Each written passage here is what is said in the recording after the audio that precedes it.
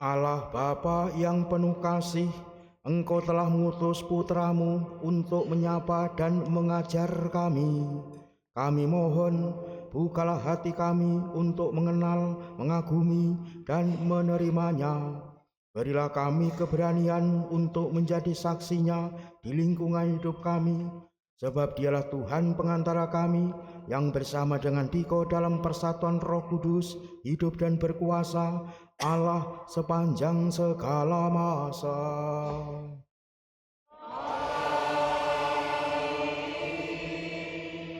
Marilah kita mendengarkan sabda Tuhan.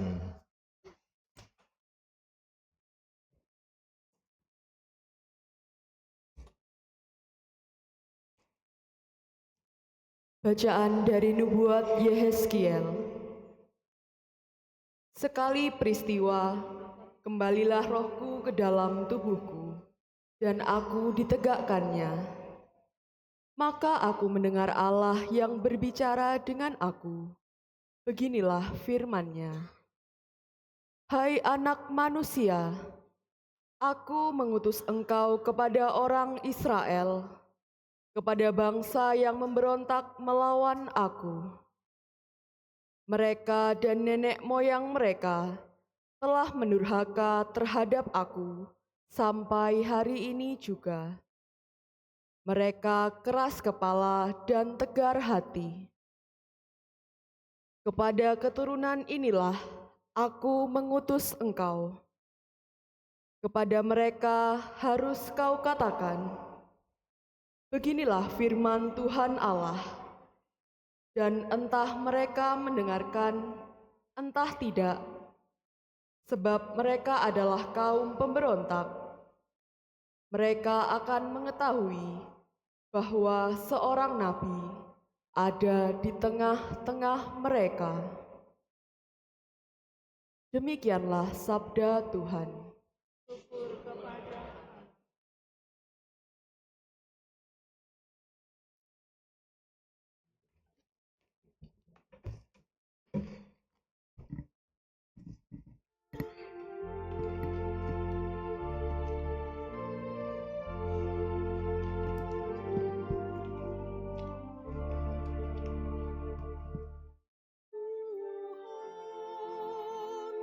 Sudi dengarkan rintihan umat-Mu.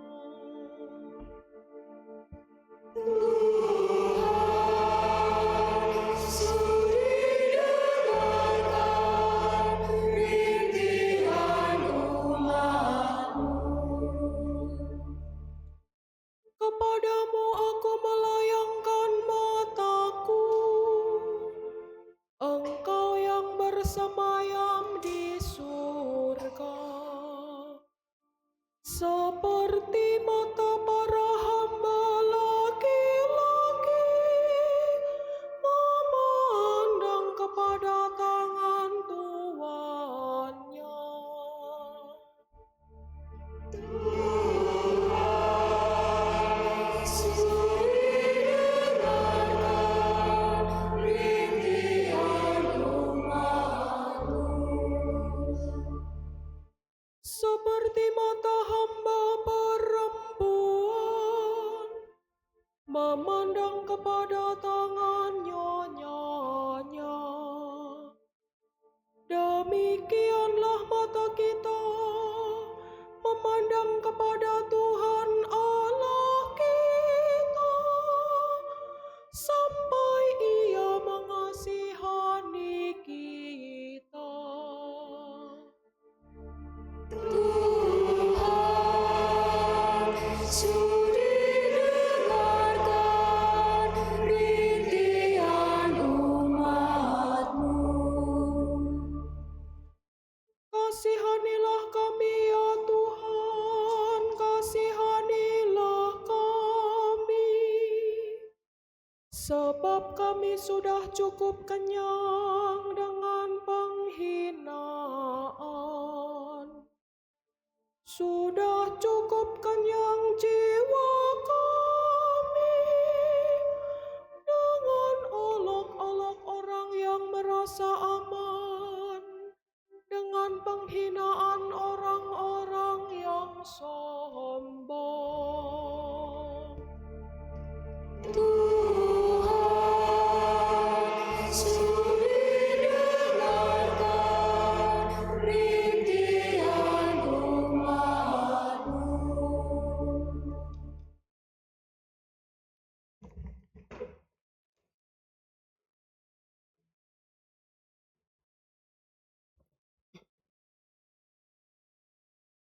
Bacaan dari surat kedua Rasul Paulus kepada jemaat di Korintus. Saudara-saudara, agar aku jangan meninggikan diri karena pernyataan luar biasa yang aku terima. Aku diberi suatu duri dalam dagingku, yaitu seorang utusan iblis untuk mengecoh aku, agar aku jangan meninggikan diri. Tentang hal itu, aku sudah 3 kali berseru kepada Tuhan, supaya utusan iblis itu mundur daripadaku. Tetapi jawab Tuhan kepadaku, "Cukuplah kasih karuniaku bagimu, sebab justru dalam kelemahanlah kuasaku menjadi sempurna." Sebab itu aku lebih suka bermegah atas kelemahanku, agar kuasa Kristus turun menaungi aku. Karena itu, aku senang dan rela di dalam kelemahan, di dalam siksaan, kesukaran, penganiayaan, dan kesesakan oleh karena Kristus. Sebab jika aku lemah, maka aku kuat. Demikianlah sabda Tuhan.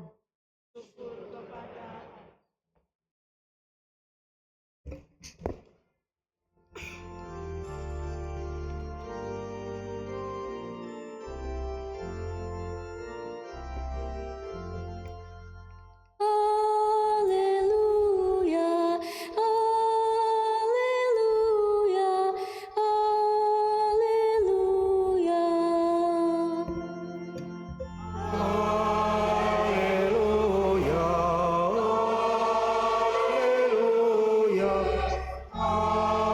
haleluya, haleluya.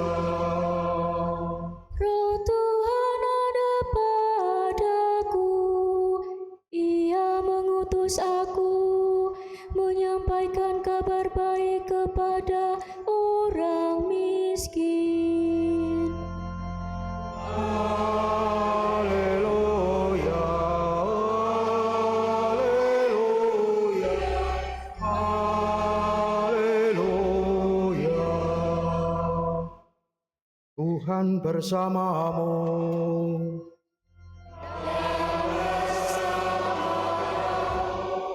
Inilah Injil suci menurut Markus.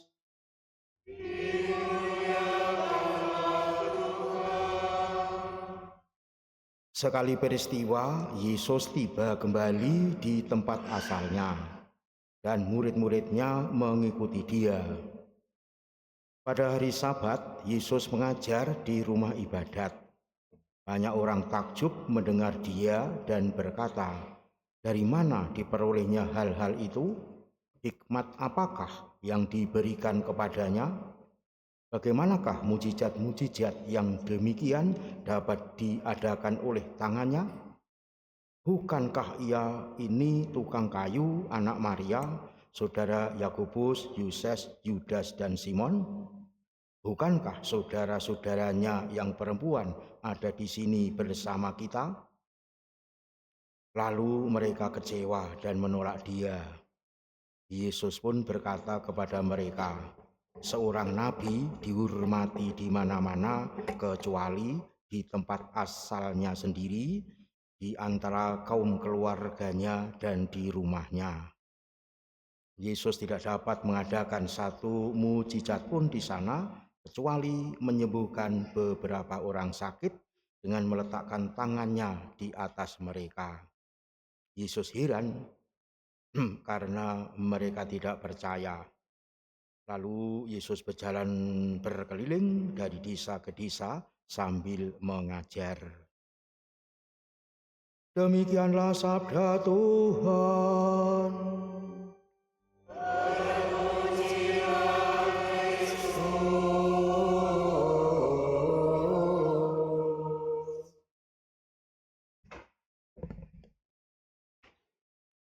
Saudara-saudari yang dikasihi Tuhan, setelah sekian lama Yesus berkarya di daerah Galilea, antara lain di Kaisar Filipi maupun di Kapernaum, rupanya ia memutuskan untuk kembali ke tempat asalnya, alias pulang kampung, yakni ke daerah Nazaret, tapi diikuti oleh murid-muridnya juga. Dan sebagaimana biasa dikisahkan tadi, walaupun Yesus pulang kampung ke daerah Nazaret, ia tidak berhenti berkarya dalam arti semacam liburan, tapi tetap mengerjakan tugasnya, yakni mengajar. Maka sebagaimana biasa ia kerjakan, ia mengajar, yakni mengajar di rumah ibadat mereka di Nazaret itu, yang dikenal dengan orang Yahudi punya tempat ibadat semacam itu, namanya sinagoga. Di kota kecil yang waktu itu jumlah penduduknya hanya sekitar 500 sampai 1000 orang, tentu sangat mudahlah orang mengenal satu sama lain. Demikianlah ketika Yesus tampil di mimbar, asal-usulnya pun segera diketahui atau dikenali mereka. Awalnya mereka takjub mendengarkan pengajaran Yesus, tetapi kemudian mereka melontarkan pertanyaan yang meremehkan, bahkan menyerang pribadi Yesus. Bukankah ia ini tukang kayu, anak Maria, saudara Yakobus, Yoses, Yudas, dan Simon? Disinilah sikap sok tahu mereka mulai bekerja. Dari berlagak tahu, kemudian meremehkan, dan ujungnya mereka kecewa dan menolak Yesus. Markus bab 6 ayat 3 seperti kita dengar tadi. Itu artinya mereka tidak mau percaya kepada Yesus. Saudara-saudari yang dikasihi Tuhan, tidak dapat dipungkiri bahwa di balik sikap sok tahu itu terseliplah kesombongan. Orang-orang Nazaret ini lebih mempedulikan asal-usul Yesus daripada hikmat dan mujizat Yesus. Mereka karena merasa sesama orang Nazaret, mereka merasa ada di antara mereka yang merasa lebih hebat daripada Yesus. Inilah jebakan sikap sok tahu. Dari sikap sok tahu ini muncullah rasa puas diri, ketidakpedulian, dan sikap meremehkan. Kemudian seperti kita lihat, sikap sok tahu dapat dengan cepat berubah menjadi ketidakpercayaan. Saudara-saudari yang dikasihi Tuhan, Alkitab memberi banyak kesaksian bagaimana ketidakpercayaan itu dapat berakibat fatal pada hidup manusia.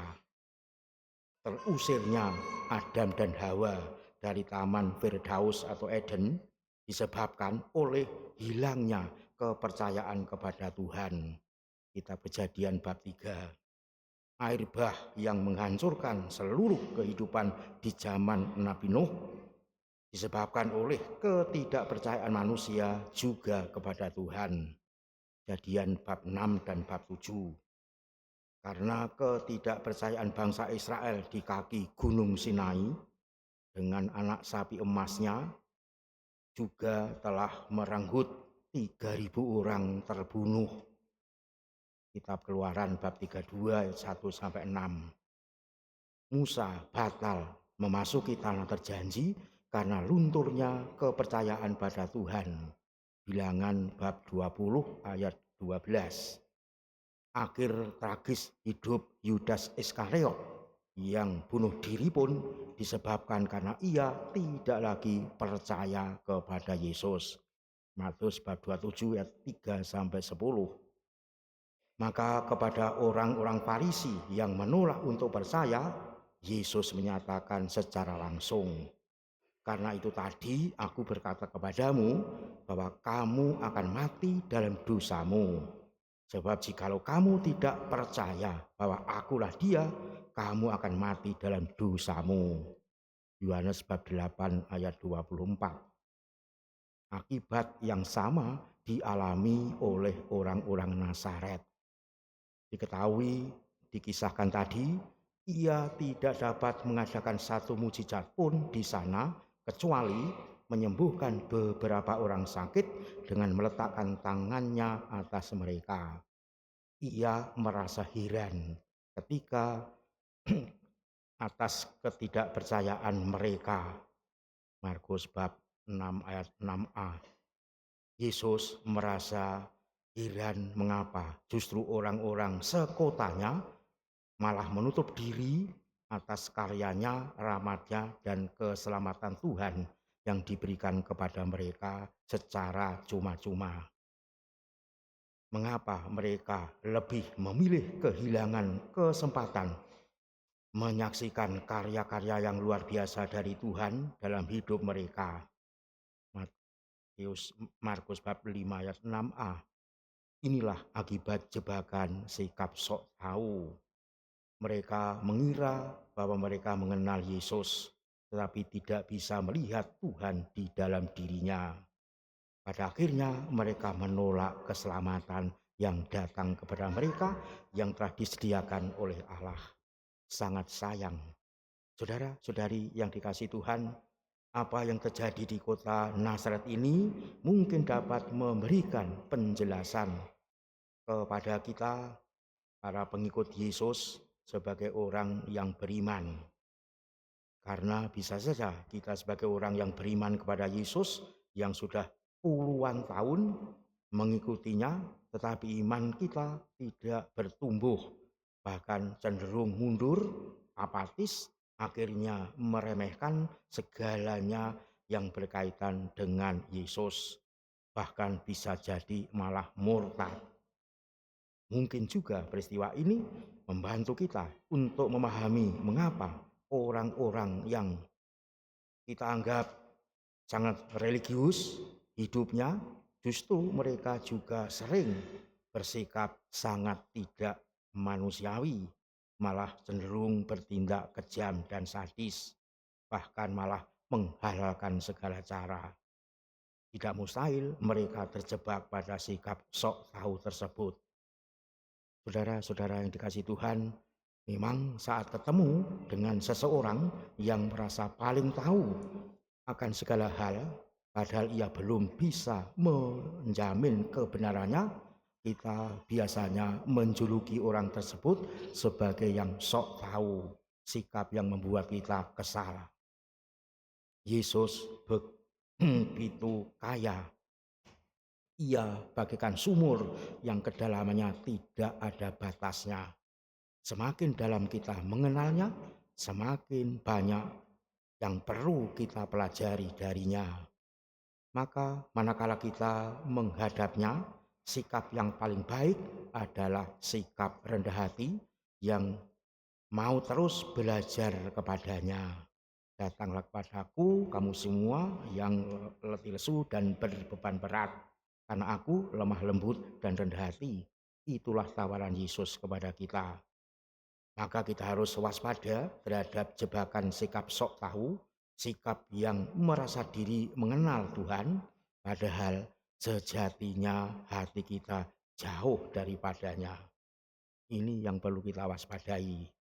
Saudara-saudara yang dikasihi Tuhan, dilihat dari konteksnya, kisah Injil yang kita dengar hari ini adalah dipersoalkannya identitas Yesus yang berujung pada penolakan orang-orang Nazaret, orang-orang sekampung Yesus, yang kini berperan sebagai orang-orang Nazaret. Siapa?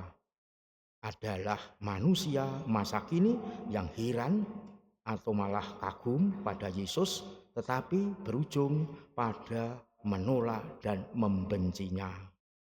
Ketidakpercayaan itu tanpa henti-hentinya justru mengherankan Allah. Namun di tengah-tengah ketidakpercayaan itu, Allah melalui Yesus tetap saja melakukan sejumlah mujizat. Sebab nama Allah adalah kasih yang tak berkesudahan.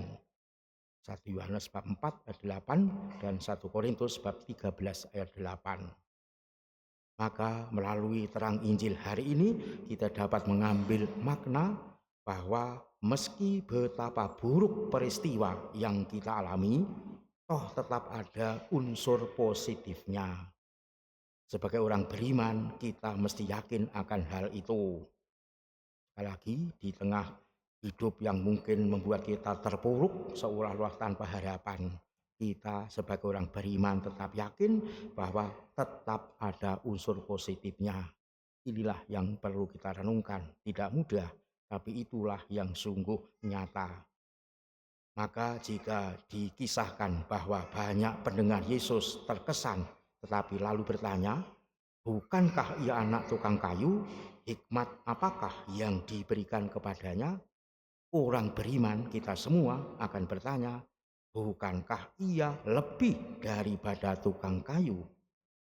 Di dalam pikiran kita pun juga mengakui bahwa kebijakan Yesus adalah kebijakan yang berasal dari Allah. Itulah keyakinan kita sebagai orang beriman. Jadi akhirnya tidak cukuplah hanya percaya pada pemberitaan atau pembuat mujizat saja, tetapi yang perlu adalah beriman percaya pada Yesus sendiri dan siap atas kemungkinan-kemungkinan ditolak oleh setiap orang, walaupun selalu kita berbuat kebaikan tanpa pandang bulu kepada siapapun. Inilah yang harus kita jalankan sebagai orang beriman. Kita benar-benar mengikuti Yesus apapun risikonya, bahkan risiko ditolak orang setiap saat, walaupun kita jelas-jelas berbuat baik tanpa pandang bulu. Rumusannya, teorinya mudah, tetapi prakteknya teruji dalam kehidupan kita sehari-hari. Maka mari kita wujudkan hidup beriman demikian. Tuhan memberkati kita.